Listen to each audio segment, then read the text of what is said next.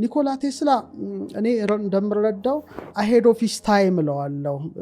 ከጊዜው ቀድሞ የሄደ ሰው እና ሁለንታን የተረዳ በተለይ ደግሞ ኳንተም ፊዚክስን ከመንፈሳዊ ዕውቀት ጋር ያጣመረ ያዋሃደ ሊቅ የዘመኑ ሊቅ ነው እና ሐሳቡ ምንድነው? ራሳችንን ከአጽናፈ ዓለም የንዝረት ንድፍ ጋር ማስማማት ከቻል ገደብ የለሽ ኃይል እናገኛለን የሚል ሐሳብ ነው። ኃይል ራሱ ምንድነው? ኤነርጂ ምንድነው ነው? ኤነርጂ ኃይል በግዕዝ መዝገበ ቃላት ላይ በብዙ መልኩ ተፈቷል። ኃይልን ምን ይለዋል? ጉልበት ይለዋል፣ ብርታት ይለዋል፣ ጽናት ይለዋል፣ ጥንካሬ ይለዋል፣ ችሎታ ይለዋል። የፊዚክሱ አገላለጽ እንዳለ ሆኖ የግዕዙ ግን እነዚህን ሁሉ ያቀርባል። ጉልበት ነው ኤነርጂ ማለት፣ ኃይል ማለት ብርታት ነው፣ ጽናት ነው፣ ጥንካሬ ነው፣ ችሎታ ነው። አሁን ኃይልን ለሁለት ከፍሎ ማቅረብ የተሻለ ይመስለኛል። አንድ መለኮታዊ ኃይልና ሁለተኛው በፍጥረት ላይ ያደረ ኃይል። እንግዲህ ኃይል ስናነሳ ወይም ለመለኮት ወይም ለእግዚአብሔር ስንሰጥ የተለየ ኃይል ነው። ስለዚህ ምን እንለዋለን? ቅዱስ ኃያል እንለዋለን። ቅዱስ ማለት የተለየ ማለት ነው። እንግዲህ አምላካዊ ኃይል፣ መለኮታዊ ኃይል በግዕዙ ክሂል በመባል ይታወቃል። ወይም ካህሊ፣ ሁሉን ቻይ፣ ሁሉን ካለመኖር ወደ መኖር ያመጣ፣ አሃዜ ኩሉ ሁሉን የያዘ፣ ወጸባጤ ኩሉ ሁሉን የጨበጠ፣ ኢግቡር ያልተፈጠረ፣ መነሻ የሌለው መድረሻ የሌለው። ለዚህ ነው ዘለዓለማዊ ኃይል እንለዋለን። ወአብይ ኃይሉ ማለት ኃይሉ ታላቅ ነው። ስለዚህ በጸሎት ላይ ኃይል ወስብሐት ለዓለም ዓለም እንላለን። ኃይል ጌትነት ለዘለዓለሙ በቃ ለዓለም ዓለም ኮንቲኒየስ የሆነ በቃ መድረሻ የሌለው መነሻም የሌለው ኃይል ነው። ስለዚህ ይህን ኃይል ፍጡራን ሊመረምሩት አይችሉም። ይትነገር አላ ይትነከር ነው። አይነገርም ግን ይደነቃል ነው። እንኳን መለኮታዊውን ኃይል የፍጡሩንም ኃይል ራሱ ለመረዳት በጣም ከባድ ስለሆነ ማለት ነው። ስለዚህ ወሰን ዳርቻ ድንበር የሌለው ሊለካ ሊመጠን የማይችል ከጊዜ ከቦታ ከቅርጽ የወጣ ብለን እንውሰደው። በቃ እዚህ ላይ እናቁ። ስለዚህ ከጊዜ ከቦታ ከቅርጽ ውጭ የሆነው ኃያሉ አምላክ፣ ኃይል የባህሪው ገንዘቡ የሆነው አምላክ ኃይልን በፍጡራኑ ውስጥ በሶስት መልኩ አሳድሯል። በእኛው ሐሳብ እንምጣ። አንደኛው ያሳደረው በሐልዮ ነው፣ በማሰብ ፍጥረትን ካለመኖር ወደ መኖር ሲያመጣ ዘአምፃ በቃለ ኃይሉ እምሃበ አልቦ ሀበቦ ይባላል። ሁሉም በቃሉ ኃይል ካለመኖር ወደ መኖር አመጣ ነው። ካለመኖር ማለት ዊዛውት ነቲንግ የሚለውን ይወስዳል። ኤክሲኒሂሎ ይባላል በቴዎሎጂው። ስለዚህ ካለመኖር ወደ መኖር አመጣ ሲባል መጀመሪያ አልቦ የሚባል ነገር አለ። አልቦ ማለት ዚሮ የሚለው ብቻ ሳይሆን ምንም ነገር የለም፣ ግን ያለው ማ ብቻ ነው? አምላክ ብቻ ነው። ስለዚህ አልቦ የሚለው ቃል የለም ማለት ነው፣ ቦ አለ ማለት ነው። ሊቃውንቱ ግን ትንሽ ወጣ ይሉና አልቦ የሚለውን ሶስቱ ቃላት ኤል ማለት አምላክ ነው፣ ቦ ማለት አለ ማለት ነው። ስለዚህ ኤል ብቻ የነበረበት ነው። ስለዚህ መነሻ አለው ማለት ነው ለፍጡራን ኃይል። ስለዚህ በሐልዮ ምንም ሳይናገር ይህን ዓለም ካለመኖር ወደ መኖር ሲያመጣ የመጀመሪያውን ኃይል በአራቱ ነገሮች ላይ ያስቀመጠ ነው። እነዚህም ኃይለ ዘር ይባላሉ። የዘር ኃይል የሚባለው ኃይል ሲሆን በኢትዮጵያው ሶስት አይነት ኃይል አለ። ኃይለ ዘር ማለት የአራቱ ባህሪያት ኃይል ማለት ነው። እሳትን፣ ውሃን፣ ነፋስን፣ መሬትን ሲያመጣ ምንም አልተናገረም እና እነዚህ የመጡት በሐልዮ በማሰብ እንበለ ነቢብ ያለም ንግግር የመጡ ናቸው። ስለዚህ የእሳት ኃይል አለ፣ የነፋስ ኃይል አለ፣ የውሃ ኃይል አለ፣ የመሬት ኃይል አለ ማለት ነው። የእሳት ኃይል ስንል ለምሳሌ የሙቀት ኃይል ሊሆን ይችላል፣ የብርሃን ኃይል ሊሆን ይችላል፣ የማቃጠል ኃይል ሊሆን ይችላል። ለምሳሌ ፀሐይን ልንመለከት እንችላለን፣ እሳተ ገሞራን ልንመለከት እንችላለን፣ መባርቅትን ወይም መብረቆችን ልንመለከት እንችላለን። ሁሉም ኃይል አላቸው። እነዚህ ሁሉ የወጡት ግን ከእሳት ኃይል ነው። የአየር ኃይል ደግሞ ብንል ኃይለ አየር፣ ኃይለ ነፋስ ብንል ደግሞ ኦክሲጅን፣ ናይትሮጅን፣ ካርቦን ዳይኦክሳይድ እያል መዘርዘር እንችላለን። እነዚህ እንግዲህ በምድር ላይ ያለ ህይወትን የሚጠብቁ ኃይሎች ናቸው። ይህ ራሱን ችሎ በስፋት መቅረብ ይችላል። የነፋስ ኃይል ደግሞ የእንቅስቃሴ ሞሽን ነው። ነፋስ ሞሽን ነው፣ እንቅስቃሴ ነው። እንደ ካይኔቲክ ኤነርጂ ነገሮች ሁሉ ያደሩት ነፋስ ላይ ነው። በአየር ውስጥ የሚጓዙ ንዝረቶች የድምፅ ኃይል ይሰጣሉና ሁሉንም ሞለኪውሎችን አተሞችን እያንቀሳቀሰ የሙቀትን ኃይል ያመጣል። ስለዚህ ይሄ ኃይል በራሱ ሌሎች ኃይሎች በውስጡ ሆነው እንዲሰራጩ የሚያደርግ ኃይል ነው። ሌላው ለምሳሌ ኃይለ ማይ የውሃ ኃይል አለ። በፈሳሽ በጠጠር በበረዶና በጋዝ ወይም በትነት መልኩ የሚገለጽ ነው። የውሃ ኃይል በጣም ሰፊና ዝርዝር ነው፣ ራሱን ችሎ መነሳት ይችላል። ሌላው የመሬት ኃይል ነው። መሬት ፍሪ ኤሌክትሮን የምትሰጥ አስገራሚ በእናት የተመሰለች እንደሆነች አይተናልና ምንድነው ይሄ ትምህርቱ ካለመኖር ወደ መኖር አራቱን ባህሪያት ሲያመጣ እያንዳንዱ ላይ ኃይል አለ ማለት ነው። ኃይል አለ ፈጣሪ በግቡራኑ በስራው ላይ ያስቀመጠው ኤነርጂ ማለት እንችላለን። ሌላው የምናነሳው ሰባቱ ሰማያት ራሱ በስነ ፍጥረቱ ትምህርት እንደ አክሲማሮስ በመሳሰሉት እውቀቶች ኃይል ተጨምሮባቸዋል ነው፣ ተቀድሰዋል ይባላል። መቀደስ ማለት መለየት ማለት ነው እና መክበር የሚለውን ቃል ይሰጣል። ማለት ምንድነው? በኃይል የተመሉ ናቸው እንደማለት ነው። ሌላው አሁንም ኃይል መልአካዊ የሚባል ኃይል አለ። አሁን ደግሞ ከዚህ ዓለም ወጣ ስላለው ሐሳብ ስናመጣ መልአካዊ ኃይል ማለት ነው። ይሄ ደግሞ ኤንጅልስ ያላቸው ኃይል ነው። ምንድነው ኃይላቸው? በተፈጥሮ ኃይል አላቸው፣ ተሰጥቷቸዋል።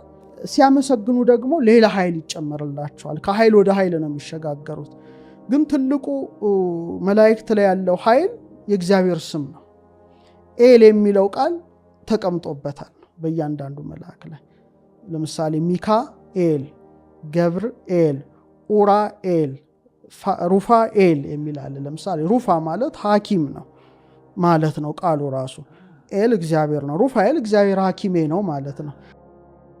ስለዚህ መልአክ ከሕክምና ጋር የተያዘ ከፈውስ ጋር የተያዘ እንደሆነ ትረዳለህ። ኡራኤል ሲባል ኡራ ማለት ብርሃን ማለት ነው። ኤል እግዚአብሔር ነው፣ የእግዚአብሔር ብርሃን ማለት ነው። ስለዚህ ከብርሃን እውቀት ጋር የተያያዙ ነገሮች፣ ብርሃናማ ከሆኑ ነገሮች ጋር የተያያዘው ይሄ መልአክ እንደሆነ ታውቃለህ። ሚካኤል ስንል ሚ ማለት ማን ማለት ነው። ካ ማለት አያያዥ ካይ እንደ ማለት ነው። ኤል እግዚአብሔር ነው። ሚካኤል ማለት ማን እንደ እግዚአብሔር ማለት ነው። ስለዚህ ማን እንደ እግዚአብሔር የሚል ስም ስላለው ከሌሎቹ መላእክት ተለይቶ እጁ ላይ የእግዚአብሔር ስም ታትሟል ነው። ይህን ያየው ሄኖክ ነው። የአዳም 7ኛ ትውልድ የሆነው ሄኖክ የእግዚአብሔር ስሞችን ይጠቅሳል። ህቡ የሆኑ ስሞች አሉ። ክስብኤል፣ ቤቃ ይልና አካ የሚለውን ስም ሚካኤል መዳፍ ላይ ያደረገው ይላል። አ ማለት አልፋ ማለት ነው። ካ አያያዥ ናት። አሁን ሚካኤል ስትል መሃሉ ላይ ካ የሚል ቃል አለ። አካ ስትል ደግሞ አሁንም ካ የሚል አለ። በጣም የተያያዙ ነገሮች ናቸው። ማለት ኦሜጋ ነው። ስለዚህ አልፋና ኦሜጋ የሚለው ስም አለ ማለት ነው። የመሐላ ስም እጁ ላይ ያለ ነው። ስለዚህ ስሙ ራሱ ውስጡ ያለውን ኃይል ያሳያል። በቀመር ትምህርት ሚካኤል ሲቀመር 91 ነው የሚመጣው በራሱ በትምህርታችን ማለት ነው። መ40ን ይወክላል፣ ከ20ን ይወክላል። ኤ አንደኛ ነው ለ30 91። አካ የሚለውም አ1 ነው፣ ከ20 ነው፣ እ7 ነው፣ ሲደመር 91። ሁለቱም ተመሳሳይ ናቸው። ስለዚህ ይህን የአምላክ ስም መያዝ የሚችለው መልአክ በኃይል ደረጃ እሱ ብቻ ነው ማለት፣ ሌሎቹ አይችሉም። ስለዚህ ይሄ ኃይል ሰማያዊ ኃይል አድሮባቸዋል ነው በቃ ዋናው ነገርና መልአክን ስንመለከት ቀመሩ ተመሳሳይ 91 ይሰጣል። ስለዚህ ለምሳሌ እግዚአብሔር መልአክ በቅዱስ መጽሐፍ ላይ ሲገለጽ በአንዴ 185,000 ሰራዊት አለቀ ይላል። የሰናክሬም ሰራዊት አንዱ መልአክ ብቻ ነው ሰይፉን ነው ያሳያቸው። ሁለተኛ ነገሥት 1935 ላይ ይመስለኛል 185,000 ሰራዊት በአንዴ ያለቀ ይላል። ኃይልን ያመለክታል ማለት ነው። ደግሞ ሲወጡ ሲወርዱ ለምስጋና ኤነርጂ እየተጨመረላቸው ይሄዳል ነው። ይሄንን የኢትዮጵያ ሊቃውንት ምን ይሉታል? ኃይል መልአካዊ ይሉታል። ይሄ መታወቅ ያለበት ኃይል ነው፣ አንድ ኃይል ነው። እነዚህ ነገሮች ሁሉ በሐሌው የመጡ ናቸው ነው። ምንም ንግግር ውስጥ አልነበሩም። አራቱ ባህርያተ ሥጋም ሲመጡ፣ ሰባቱ ሰማያትም ሲመጡ፣ መላእክትም ሲመጡ ምንም አልተናገረም። ሳይናገር ነው ካለመኖር ወደ መኖር ሲያመጣቸው በእያንዳንዱ ላይ ኃይል አለ ማለት ነው። ምክንያቱም ኃያሉ አምላክ ነው። እሱ ኃይል ባህሪው ነው። በሐሌው በሐሳብ ያለ ንግግር በጸጥታ በዝምታ። አሁን ሁለተኛው ኃይል ይመጣል ነው። ሁለተኛው ኃይል በነቢብ ወይም በንግግር የመጣ ነው። ብርሃን ይሁን አለ፣ ብርሃንም ሆነ ነው። በቃ ይሄ ደግሞ በንግግር የመጣ ነው። ብርሃን ይሁን አለ ብርሃንም ሆነ ይላል። እና ይሄ ብርሃን ምንድነው? ኃይል ነው፣ ኤነርጂ የምንለው ነገር ነው። ምክንያቱም በኢትዮጵያው ዕውቀት ደገኛ ብርሃን ነው የሚባለው። ይሄ ብርሃን ደገኛ ማለት ታላቅ ማለት ነው። በቃ ደገኛ ብርሃን፣ ግዙፍ ብርሃን፣ ረቂቅ ብርሃን አለ ነው። እና ይሄ ብርሃን የዕለተ እሑድ ብርሃን ደገኛ ብርሃን ይባላል። እግዚአብሔርን የብርሃን አምላክ ሲባል ሲተረጎም በኢትዮጵያ ሊቃውንት ግዙፉን ብርሃን የፈጠረ ረቂቁን ብርሃን የሚሰጥ ተብሎ ይተረጎማል። ስለዚህ ግዙፍ ብርሃንና ረቂቅ ብርሃን አለ ማለት ነው በብርሃን ዓለም ውስጥ። ስለዚህ ይሄ ብርሃን ደገኛ ብርሃን ነው፣ ታላቅ ብርሃን ነው። ለመላእክት ራሱ ዕውቀት የሆነ ብርሃን ነው። ለምሳሌ በስነ ፍጥረት መጻሕፍት የሚናገሩት ምንድነው? ይሄ ዕለተ እሑድ ብርሃን መላእክትን ሲያጥለቀልቃቸው መጀመሪያ እንደ ሕፃን አእምሮ እውነት ነው ለባውያን የሚያስቡ ናቸው፣ ማእምራን አዋቂዎች ናቸው። ነገር ግን የበለጠ ዕውቀት ጨምሮላቸዋልና ዝንቱ ብርሃን ኮኖሙ ጥበበ ወአእምሮ ይላል። ጥበብና ዕውቀት ሆናቸው ነውና ማመስገን ጀመሩ። በጣም ምስጋና ከአፋቸው ማያርፍ አይነት ከአንደበታቸው ማያርፍ ብለን ብንወስደው ያ ብርሃን እንግዲህ ዕውቀት የሆነ ብርሃን ማለት ነው። ስለዚህ ይሄን ብርሃን ይሁን አለ ብርሃንም ሆነ ሲል ብርሃኑ ራሱ ኃይል ነው ማለት ነው፣ ዕውቀት ነው ማለት ነው። ብርሃኑ ራሱ ጥበብ ነው ማለት ነው። ስለዚህ ሁለት አይነት ብርሃን አለ ማለት ነው። ከዚህ ብርሃን ለምሳሌ ዕለተ ረቡዕ ላይ በአራተኛው ዕለት ብርሃናት በሰማይ ጠፈር ይሁኑ ይላል። እንዴት ስንት አይነት ብርሃን አለ ማለት ነው። መጀመሪያ ብርሃን ይሁን አለ ብርሃንም ሆነ ይላል። ከዛ እንደገና ደግሞ ብርሃናት በሰማይ ጠፈር ይሁኑ ይላል። ሁለት ነገር ነው እዚህ ላይ የምናየው ማለት ነው። ስለዚህ ምንድነው? ፀሐይ፣ ጨረቃ፣ ከዋክብትና እነዚህ አጠቃላይ ሰማያዊ አካላት የተሰራበት ብርሃን አለ ማለት ነው። ምንድነው? እምነ ብርሃን ብርሃነ መጠነ ሀቲ ስርና ይላል። ያቺ ብርሃን እየተከፋፈለች ነው የተደረሳቸው እንጂ ዋናው ደገኛው ብርሃን መላእክት እንኳን ማየት የማይችሉት ብርሃን ነው ማለት ነው። አይችሉትም፣ ማየት አይችሉትም። ስለዚህ የተከፋፈለ ብርሃን ነው ለፀሐይ፣ ለጨረቃ፣ ለከዋክብት የደረሳቸው። ግን ቢሆንም ይሄ ረቂቁ ብርሃን የሚገለጽበት ጊዜ ያለ ነው።